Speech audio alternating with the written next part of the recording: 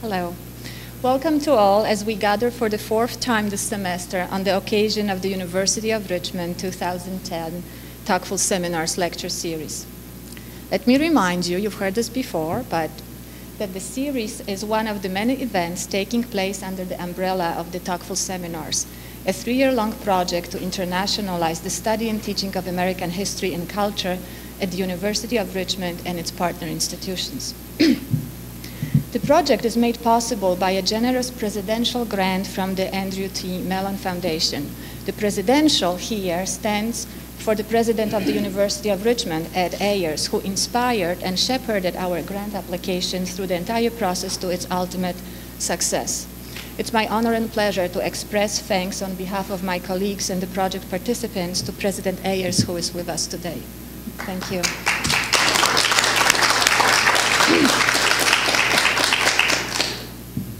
It is as much an honor and pleasure to introduce this afternoon's speaker, Professor Winfried Fluck. Most of you need no introduction, however, because Vinny, as we have come to call him, has been a colleague and fellow Ryland Great Hall dweller to those of us in history, English, and American studies for the past 3 months, and a fellow Tocqueville Seminars traveler to those participating in this semester's faculty development seminar. During these 3 months, we have come to know, appreciate, and depend on his particular mixture of intellectual acuity, astounding erudition, unrelenting zest for argument, witty and generous congeniality, and an infectious sense of humor. You all remember from the beginning, Vinny has been chiding us for celebrating the transnational term too much, and Alexis de Tocqueville not enough, right? But since we might be less familiar with his long and distinguished career as a scholar in American studies, and even less so with his remarkable record as a mentor to students and younger scholars and an effective builder of new programs in academic institutions, and for the sake of the remaining audience members, I decided to opt for a more formal introduction. Yet, I have to admit right away that reviewing Vinny's accomplishments and his record of publication in particular in preparation for this introduction has given me a serious case of professional envy. So in order not to pass that troublesome affliction to you, I'm going to concentrate on the highlights of a career that would take much longer than a few minutes to describe. Winfried Fluck is a professor and chair of American culture at the John F. Kennedy Institute for North American Studies at Freie Universität Berlin, and this semester the Tocqueville visiting professor at the University of Richmond. He is a founding member of the new graduate school of the JFK Institute and co-director of the Dartmouth Futures of American Studies Institute, which I understand has just morphed into the States of American Studies Institute. He studied German, English, and American literature at Freie Universität Berlin, Harvard University, and the University of California, Berkeley, and received his PhD from the Freie Universität in Berlin in 1972, where he also became full professor in 1983.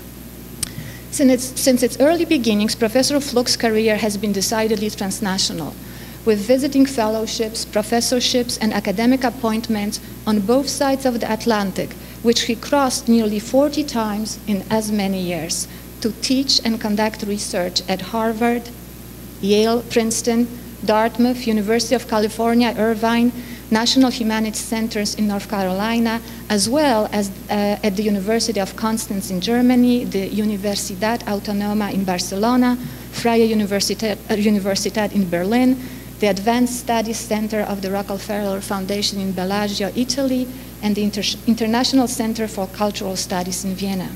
He has lectured at virtually every notable academic institution in the United States, including Rutgers University, University of Virginia, University of California, Irvine, and the University of Illinois in Chicago, just this semester. This traveling academic life has yielded a prodigious publication record. Professor Fluck is an author of 6 books, including studies of the aesthetic premises in the literary criticism of Mark Twain's Adventures of Huckleberry Finn, that was the first one, of American realism as a form of stage reality, of theories of American literature, of the genre of the American novel, of popular culture, and appearing last year, book called Romance with America, Essays on Culture, Literature, and American Studies. He has edited or co-edited numerous collections. Let me just mention those in this century appearing in English.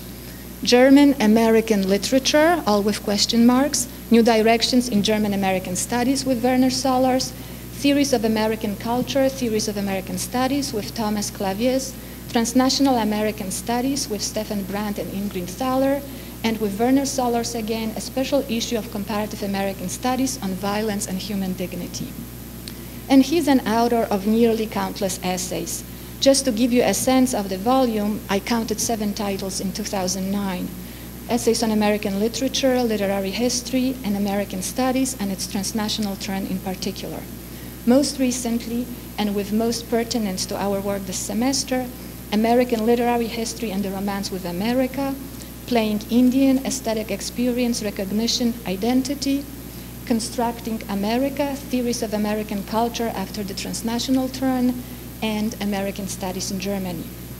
Fully conversant with the history and the current transformations of the field of American Studies, Professor Fluck has been for years now a sought-after interlocutor in ongoing conversations about the current challenges and the possible futures of the discipline, whether this conversation takes place here or on the other side of the Atlantic. He has continued this work in his usual tireless manner while at Richmond and will share some of his newest insights with us tonight. Please help me welcome Benny.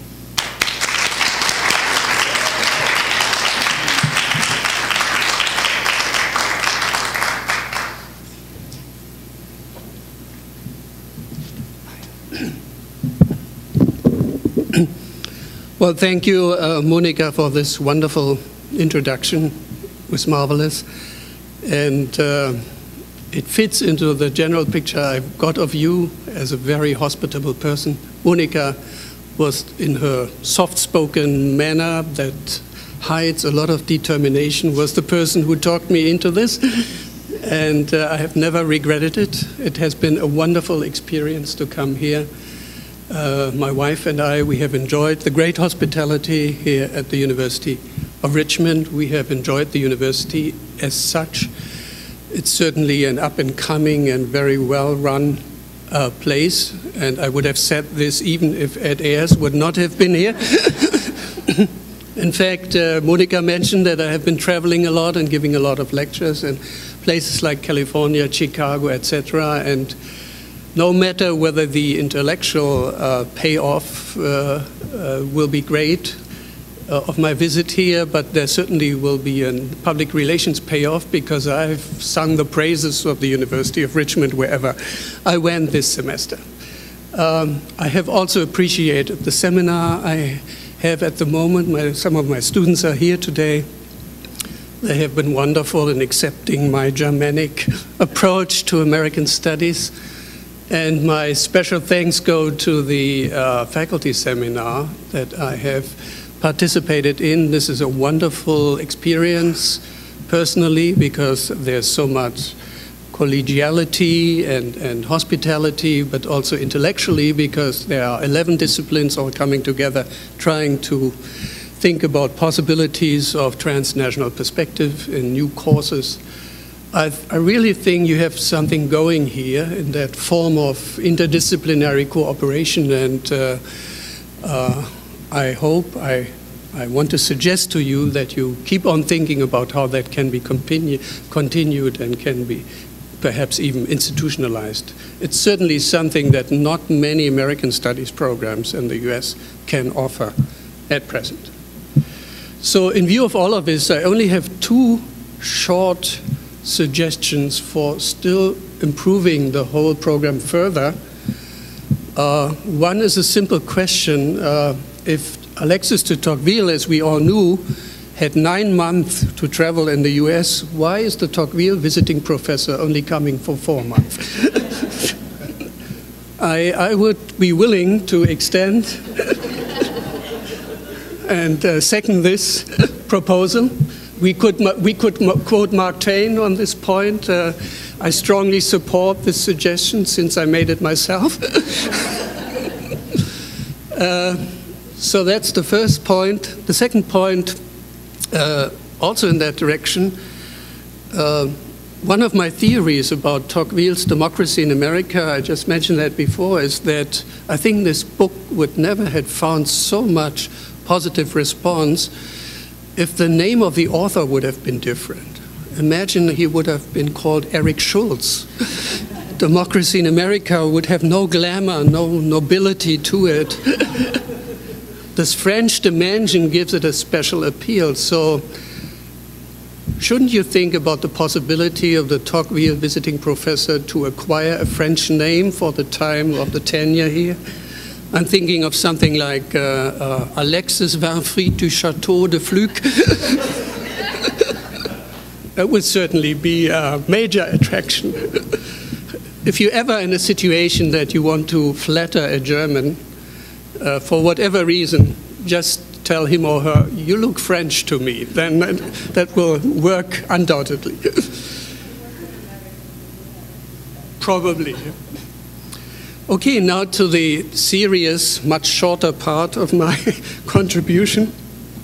When I was asked to contribute a talk to the Tocqueville lecture series in this semester, I saw my chance to do something I had wanted to do for a long time, namely to turn my admiration for many of Tocqueville's observations on American society and culture, scattered throughout his 2-volume study of democracy in America, into a more systematic account.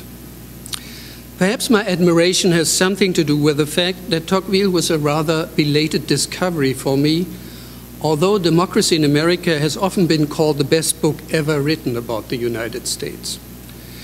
Even though I had pursued my studies of America, as we use it as a shorthand reference in American studies, both the United States and the idea of America, so even though I had pursued my studies of America in some of the best American studies programs in the US, where I studied with one of the founding fathers of American studies, Henry Naismith, and got to know many of the generation of American studies scholars that shaped the field in its formative years, the name Tocqueville never played any notable role in their form of American studies. My own teacher and doctoral advisor at the Freie Universität, Ursula Brom, who had studied with Perry Miller at Harvard and became an internationally recognized scholar of American Puritanism, advised me not to waste my time in reading Tocqueville. I first read him nevertheless, but much later, in a seminar I team-taught together with a sociologist, in which we studied major books of cultural critique of American society, such as David Riesman's The Lonely Crowd and Christopher Lesch's The Culture of Narcissism. I still remember my first sense of wonder and surprise when again and again I came across passages in Democracy in America that were so amazingly perceptive and could easily stand the comparison with more recent books on America in the cultural criticism tradition. This case, or similar cases, has been made often by now, but it has often been made superficially. Think of the most famous of Tocqueville's observations, his thoughts on the danger of a tyranny of the majority in democracies, an argument that has often been misunderstood as a conservative warning against a radical egalitarianism. But when we look more closely, there is a much more profound issue at stake, namely how modern societies secure consent. And Tocqueville's thought on this anticipates that of the critical theory of the Frankfurt School and already points in the direction of Foucault and his description of the changing nature of power in his book Discipline and Punish. A quote from Tocqueville: "Under the absolute government of one, despotism struck the body crudely so as to reach the soul. And the soul, escaping from those blows, rose gloriously above it. But in democratic republics, tyranny does not proceed in this way. It leaves the body and goes straight for the soul. The master no longer says to it, 'You shall think as I do, or you shall die.' He says, 'You are free not to think as I do. Your life, your goods, everything remains to you. But from this day on, you are a stranger among us.'" End of quote. Interestingly, this passage became an important point of reference in one of the major books of modern critical theory, Adorno and Horkheimer's study of the dialectic of enlightenment. Other notable insights of Tocqueville could be added here, and one's admiration can only increase when we briefly recall, also for those here in the audience who are not yet familiar with Tocqueville, the historical and biographical context of democracy in America. How is it possible that a young French aristocrat, not quite 26 years old, when he arrived in the US in the year 1831, who officially went to the US to study its prison system, then considered the best and most progressive in the world, and who traveled through parts of the US for barely 9 months altogether, could write a book that is considered today not only to be a foundational text for the formation of an academic discipline called political science, but that has remained a major source and point of reference for scholars, journalists, politicians, and everyone who wants to understand the US. No matter what one ultimately thinks of the book, its importance is not just a historical one, and consequently, its discussion should consist of more than just praise for its historic achievement or enlisting some of its most striking observations. This, in effect, is the task I have set myself for this lecture today: to pursue the question whether and to what extent Tocqueville's Democracy in America can still be useful for American studies today. As I see it, such a claim must also include, but not be restricted to, the question to what extent his work allows us to deal with issues like race and gender that are currently preoccupying American studies. However, my valiant attempt seems to be doomed from the start to become a mission impossible, not only because of Tocqueville's view of race and imperial governments, but even more so because of a methodological objection that was voiced by another speaker in this lecture series, my highly esteemed colleague Dan Rogers, when in a session of our faculty seminar, he made short shrift of Tocqueville by saying, "Tocqueville is a myth maker." One may interpret this to mean not a real scholar, or not a scholar who should be still taken seriously, because we have in the meantime advanced beyond myth-making. And indeed, it is hard to contradict this assessment, but much depends on how we define the term myth here. If myth is used as a word for a grand narrative about America that tries to do the seemingly impossible, namely to interpret America as a whole, then there is indeed good reason to distinguish between the sweeping grand narratives of Tocqueville and other historians of the 19th century and present-day scholarship, present-day scholars who have come to focus on more narrow and more professionally researched segments. But if we recall, on the other hand, the original meaning of myth as stories about the gods, and on the basis of this, recall the crucial role narrative in giving meaning to something we want to understand, then one could argue that there is no history or social analysis that is not also a form of myth-making. So that contemporary historians like Dan Rogers, although they use different methods and modes of argumentation, are also myth-makers in their own specialist way. Specialization cannot avoid myth-making. It just uses different sets of data for doing so. What has changed is not that meaning is created by narrative, but that narratives have changed and keep on changing, reflecting newly emerging needs and ideological interests. Otherwise, we could not explain why interpretations of history or society or culture are never stable and constantly undergo change. Although in many cases, the historical facts, for example, about the Jacksonian period, are well known. To be sure, this is a contested hermeneutical argument, reflecting my own intellectual socialization in a continental philosophical tradition, and it could merit further elaboration. But fortunately, for the purpose of this lecture, we have a striking illustration in American studies that we can use here as an argumentative shortcut. I'm referring to what so far has been the approach in American studies with the most emphatic empiricist claims, the so-called new social history that aimed to replace the sweeping generalizations of the consensus school of intellectual history about the Puritan mind or about the American national character by a diligent study of census data and other empirical records. But when we look at the results of these studies from today's perspectives, what emerges is a surprising similarity of narratives. Always different data, always the same narrative in the end.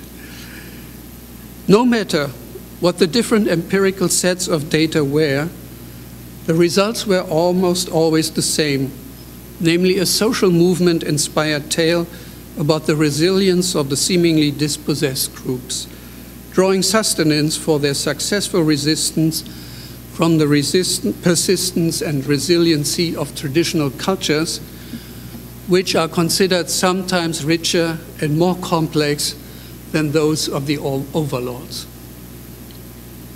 This indeed is myth-making at its finest and most effective, no longer by sweeping grand narratives, but by means of a set of empirical data like that of the census.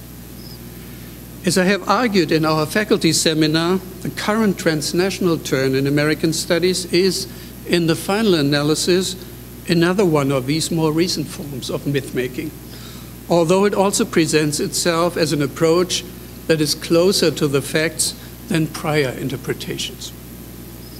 It may be closer to the facts, but the crucial point always is what conclusions we draw from these facts. And these conclusions can only be offered as coherent if they are presented in the form of a narrative. For example, as we have seen, as narratives of liberation, of cosmopolitan tolerance, or international solidarity. If we grant this constitutive role of narrative, then the term myth-making does not refer to the epistemological status of fact. Myth can be based on good facts or bad facts, but to the particular emplotment of America that results from these facts. And if we are willing to concede this basic hermeneutical claim, which philosophically speaking can also be made from the perspective of American pragmatism and its emphasis on the pragmatic, that is goal-directed nature of thought, then all of a sudden we have a level playing field again, and no longer a division between myth-making and seemingly post-mythic objectivity. All we have in the final analysis are different narratives about America. This certainly does not mean that criteria like factual, plausible, consistent, and representative lose their validity. However, these are no longer sufficient in themselves for understanding and evaluating an interpretive claim. Indeed, one could even go one step further at this point. Inevitably, our work in American studies will always already be based on prior assumptions about what constitutes American society and culture. For otherwise, we would have no direction to go and no set of questions for interpreting our object of analysis. The analysis of the underlying assumptions about our object of analysis should therefore be an important part of our scholarly work, because these underlying assumptions guide our perceptions, shape our selections of material and methods, which will always be influenced by how useful they are for the discussion of our premises, and in doing all this, shape our results in the end. Current American studies provide an illustration of my argument.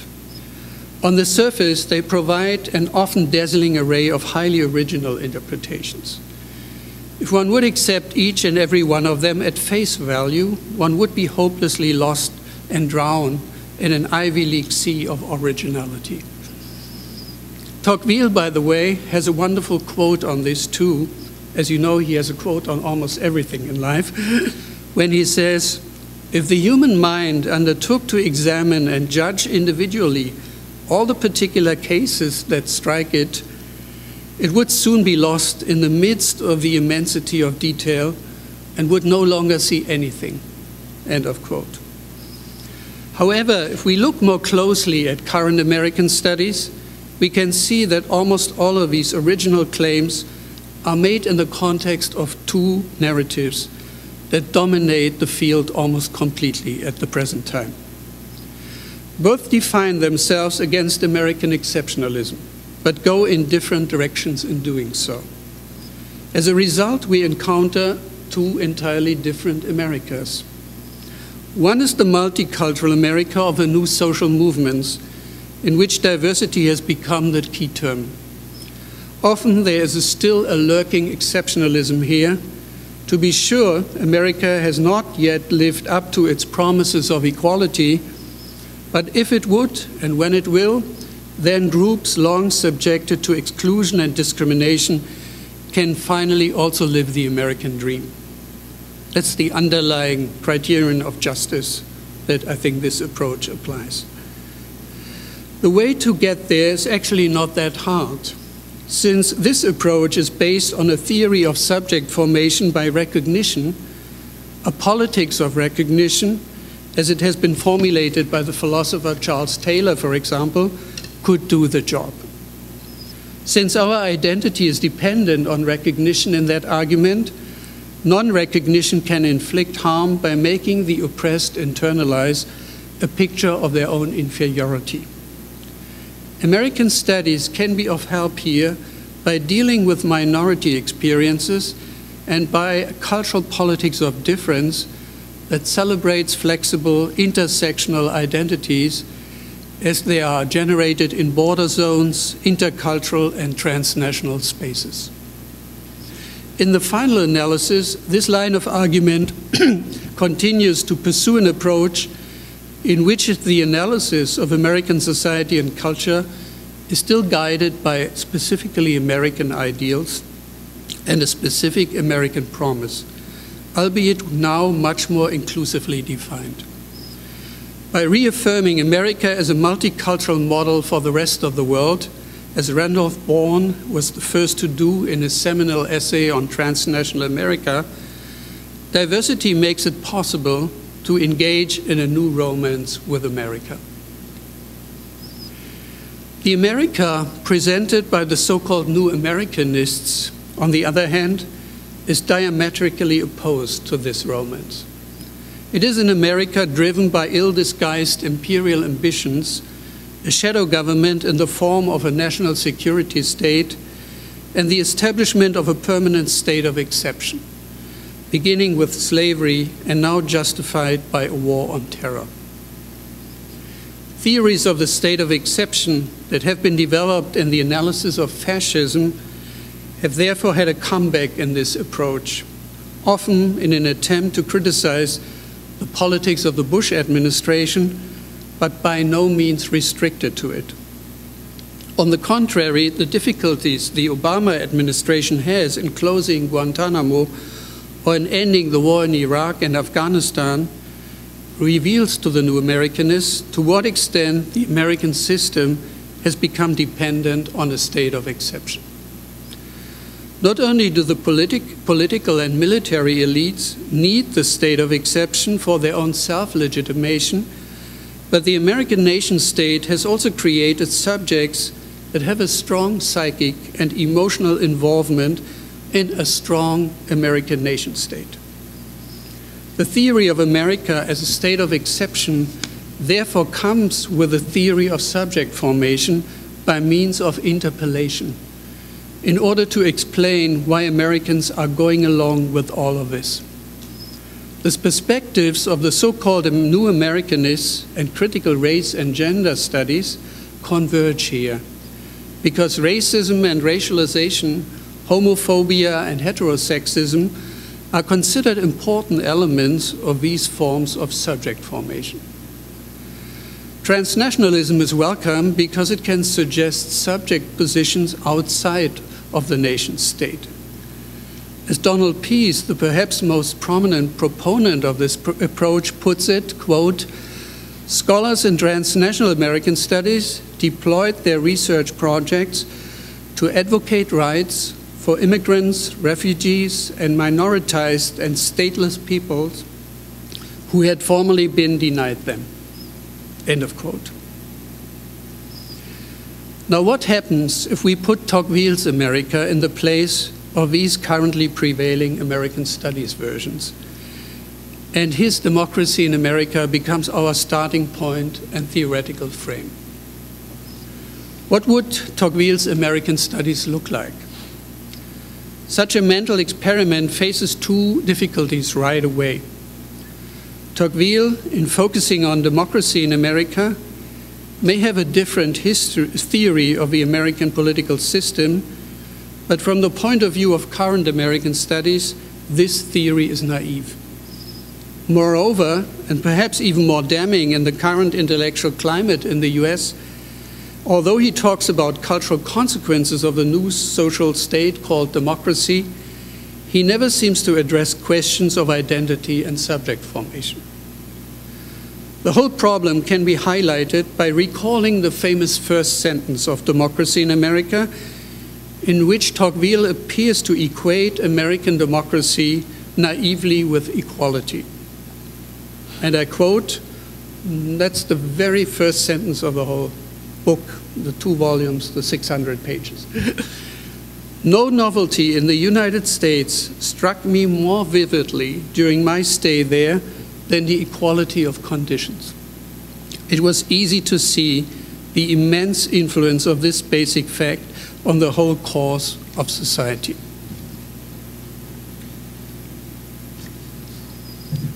This opening paragraph has pleased American exceptionalists and infuriated American radicals.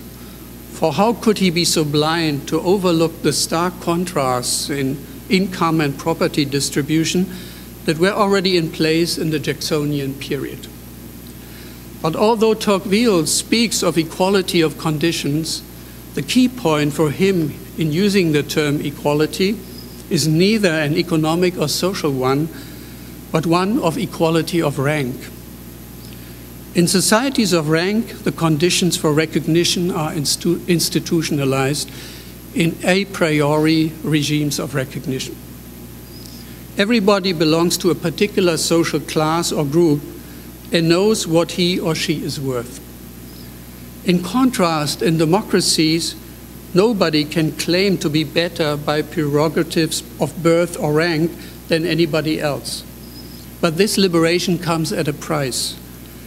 Where a priori systems of recognition lose their validity, the problem emerges how to stand out from all the others who are considered equally equal. Quote from Tocqueville, "They have swept away the privileges of some of their fellow creatures which stood in their way, but they have opened the door to universal competition.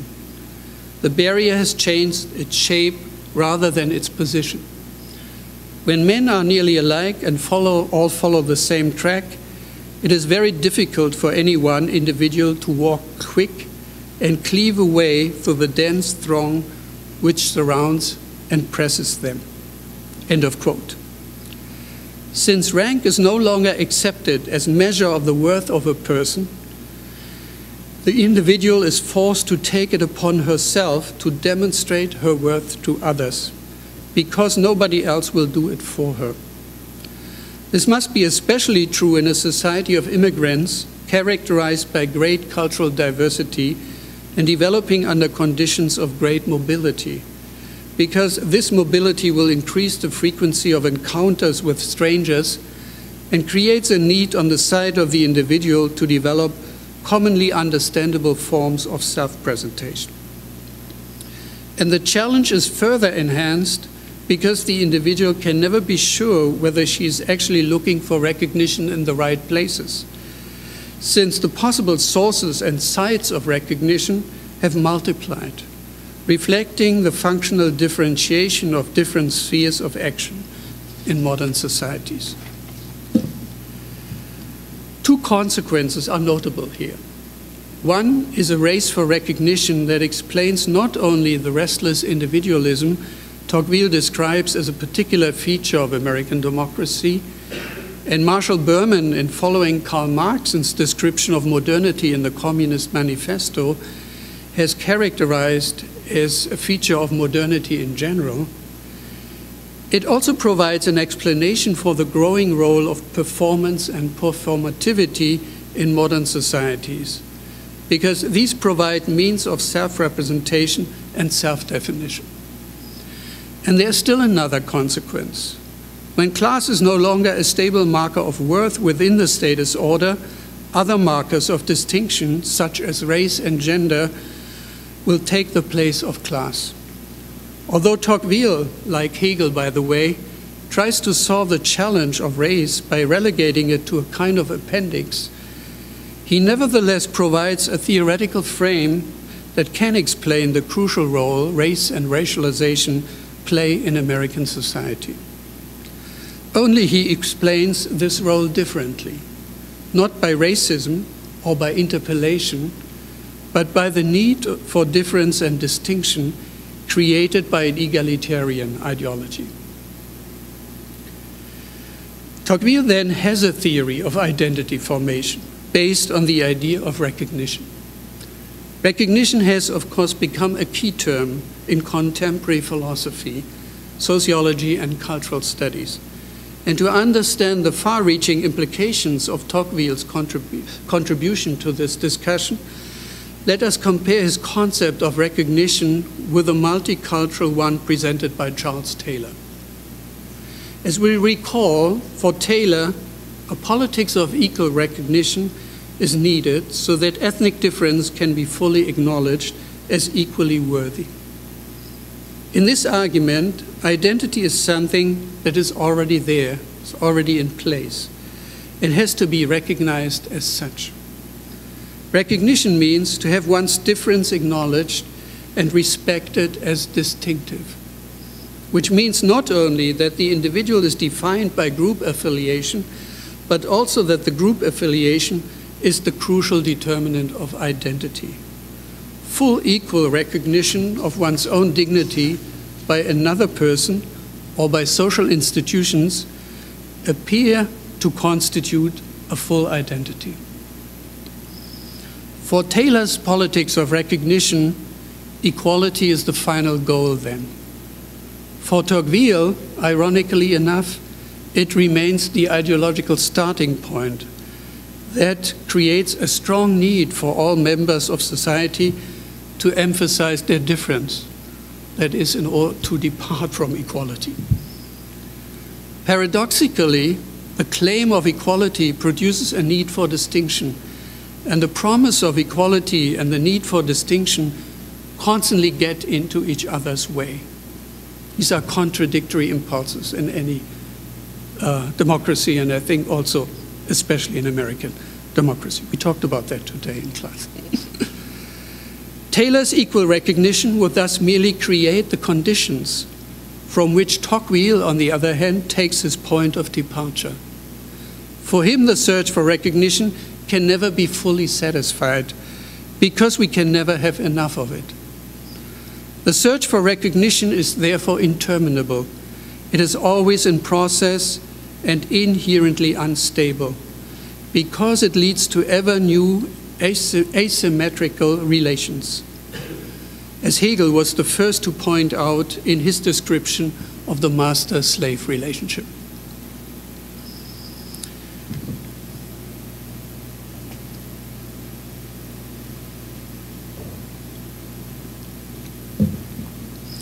Now, since my own field is American literary and cultural history, let me point out in the third and last part of my talk some possible interpretive consequences of Tocqueville's starting point. What research programs could be derived from the theoretical frame I have outlined? I can see three interesting interpretive possibilities that may be derived from democracy in America for American studies. An analysis of medium, an analysis of form, and an analysis of content. The first approach here would be a focus on the changing conditions of cultural production in a democracy, as they are outlined in Tocqueville's chapter, "In What Spirit the Americans Cultivate the Arts." In aristocracies, he says, artists and artisans work only for a limited number of buyers who are very difficult to satisfy. On the other hand, in democracies, one always sees a very great number of men whose fortunes grow, but whose desires grow much more quickly than their fortune, and who therefore seek in all directions to open shorter paths to nearby enjoyments. In consequence, artisans, for Tocqueville, manufacture a greater quantity of objects, nearly alike, but of less value, and make many imperfect things very rapidly for the consumer. They multiply their works, Tocqueville says, and diminish the merit of each of them. As a consequence, the industrial spirit is introduced into the heart of literature. To read these passages as just a put-down of American culture, as Gary Wills has done, is to miss their point. The point is that culture, too, must be affected by the incessant search for recognition. The more mobile and accelerated the search, the weaker the identity that can result from any particular act of recognition or attachment to an object. And the weaker the identity, the greater the need for ever new options, finally leading to a transformation of culture into consumption. Because consumption is best in delivering a quickly changing sequence of objects for attachment. Consumption and material possessions are particularly important in defining social position in a culture where traditional social hierarchies and family loyalties are often weakened. Indeed, for this purpose, an aristocratic culture of quality can no longer be useful, unless it is used for the acquisition of symbolic capital in the sense of Bourdieu. The emergence of mass culture and its convergence with consumption, on the other hand, thus does not result from a deplorable drop in standards caused by democracy, but is a logical response to changing conditions of identity formation in modern societies. Of course, these tendencies have often been highlighted in descriptions of modern societies, and especially in the US. But usually this is done in a moralistic tone. Think of the narrative of greed that we have right now, and not understood and analyzed as a form of identity formation in the context of a search for recognition. Secondly, the search for recognition can explain Tocqueville's very up-to-date focus on the role of performance in American culture, which he emphasizes in this chapter on what he calls, obviously in reference to the vernacular tradition of the tall tale, the bombastic style in American culture. But the usefulness of a term for understanding American culture goes far beyond that example in explanatory value. On the most obvious level, performance can refer to the need for self-definition and self-presentation that can no longer rely on a priori systems of status. In the theatrical sense of a staging of the self, it enables people to distinguish themselves from each other and to present oneself assertively to other people, to call attention to oneself. America is a pioneer society for developing such performative modes of self-presentation. And a rich cultural history could be written on how these performative modes have developed and become ever more effective in their rhetorical and visual dimension. A part of this history could be another function of performance, often observed in connection with American society, that of a performative self that reinvents himself in an act of self-creation and ever new acts of self-fashioning. As Tocqueville puts it in another memorable phrase, in the confusion of all ranks, everyone hopes to appear what he is not and makes great exertions to succeed in this object. Identity is not something we already have, but that we constantly reinvent and test in the act of looking at us through the eyes of others. Tocqueville's comments on the theater, at first blush somewhat enigmatic in their abstractness, point to still another function of performance when he says, in democracies, dramatic pieces are listened to but not read. Most of those who frequent the amusement of the stage do not go there to seek the pleasures of the mind, but the keen emotions of the heart. End of quote. Tocqueville's chapter, In What Spirit the Americans Cultivate the Arts, provides a suggestive elaboration of this observation. He says, the social condition and the institutions of democracy impart, moreover, certain peculiar tendencies to all the imitative arts, which it is easy to point out. They frequently withdraw them from the delineation of the soul to fix them exclusively on that of the body. And they substitute the representation of motion and sensation for that of sentiment and thought. In a word, they put the real in the place of the ideal. End of quote. As Maria Slowinska has argued, this interest, not in the drama as a text, but in the aesthetic experience of the performance itself, already points in the direction of a tendency towards immediacy, sensuality, and corporeality, which characterizes contemporary culture. In this context, performance and performativity have become key terms of current literary and cultural studies, and Tocqueville's concept of identity formation and recognition could be usefully linked to terms like reiteration and resignification. Finally, to come to the level of theme and subject matter, I talked earlier about the constitutive role of underlying assumptions in all scholarly work. In literary and cultural studies, these are not only assumptions about America, but also about the function of the object of analysis, literary texts, and aesthetic objects. Why do we read fictional texts or watch movies, although we are well aware of the fact that they are invented and mere fictions? The classical answer, because they are beautiful and artful, has become obsolete in view of modern culture since the 19th century. Another possible answer would be to say that these new developments can also be most meaningfully understood as part of the modern search for recognition. Indeed, literature and art can be seen as a privileged form for articulating claims for recognition, just as a gratifying reading experience can serve as a form of self-recognition to the reader. In the search for identity options, fiction offers an especially rich and wide range.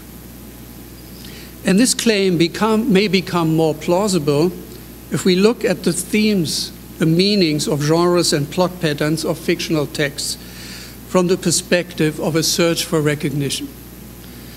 Since status in post-rank societies is less secure, we said, relations between actors are constantly shifting and moving back and forth. This idea, this is one of the most important consequences, that in the search for recognition you have this constant shift of positions, so that you're not trapped from Tocqueville's view, in contrast to Taylor's and others' views.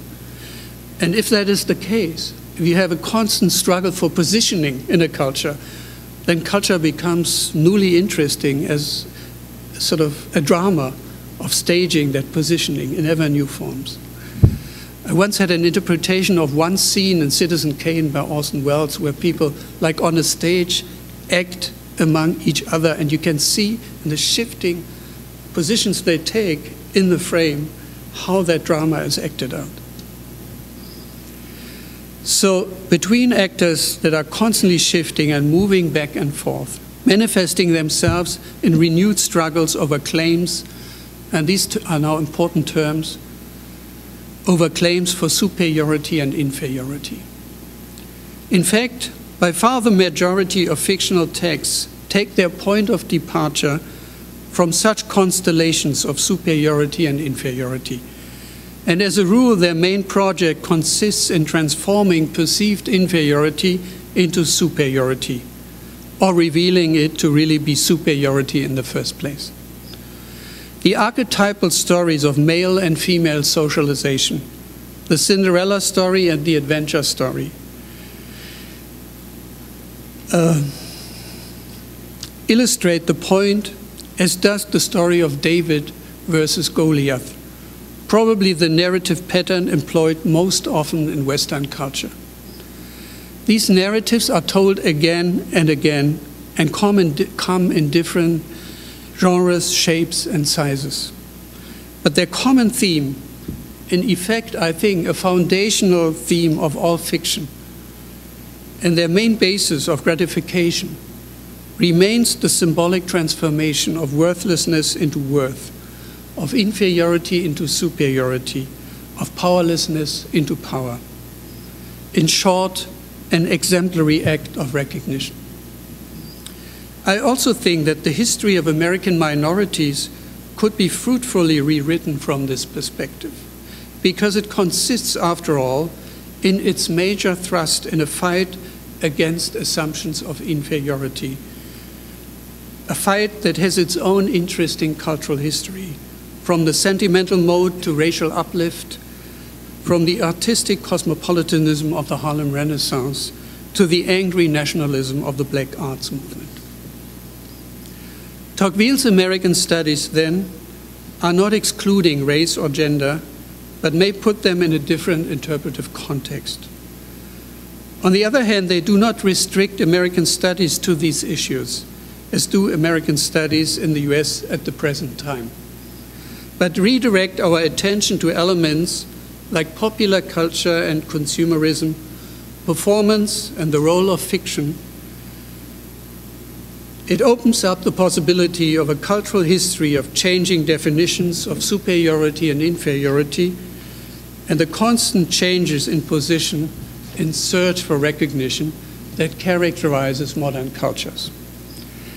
In all of these aspects, central to present-day American culture, a recognition approach derived from Tocqueville has the potential, I think, to order the field of American studies anew.